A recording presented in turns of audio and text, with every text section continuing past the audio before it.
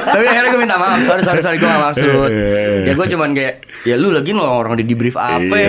Kalau kata Aloy pernah anjing lu pernah marahin gue main nangis bilang gitu. Jadi gue punya kolektif DJ 21 orang, lagi anniversary. Anniversary-nya kebetulan Halloween, di tanggal Halloween.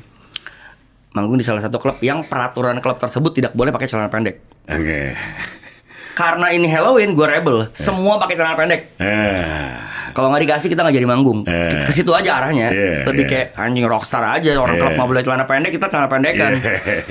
Aloy datang pakai celana panjang. Gue lu baca grup ya anjing. Kan gue suruh pakai celana pendek.